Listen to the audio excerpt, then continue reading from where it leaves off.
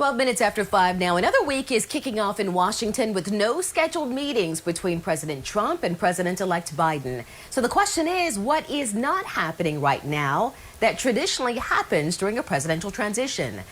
New this morning, our political correspondent Joe St. George says it's more than what you probably heard so far.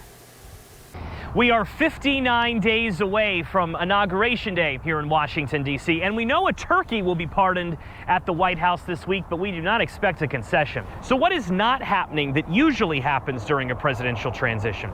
The American people have spoken, and they have spoken clearly. This election is over, but our principles endure. I congratulated Donald Trump and offered to work with him. Well, for one, there has been no obvious speech asking for unity, nor has there been any traditional Oval Office meeting like the one President Obama and President Trump had in 2016. At the time, the nation was divided, and this was seen as a unifying moment. Beyond that, this non-traditional transition is already creating obstacles for President-elect Biden. For example, the General Services Administration may sound like an obscure government agency, but it is responsible for allowing the transition to start. Because it hasn't signed off on it yet, the president-elect has no access to taxpayer funds for travel or office space. But more importantly, the president-elect is not allowed until the transition starts to interact with current federal workers or members of the executive branch in the national security sector or the health sector.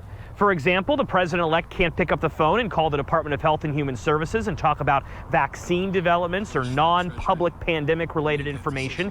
He isn't allowed to receive national security briefings or updates from the FBI either. The last time the federal government delayed the transition was back in 2000 because of the Florida recount. Selective hand recounts in the entire state of Florida. And when September 11th happened, less than a year later, the 9/11 Commission report placed blame on the delayed transition, arguing it hurt President Bush's ability to get his national security team on the job in a timely manner. This lack of transition has real implications for President-elect Biden beyond a speech or a photograph.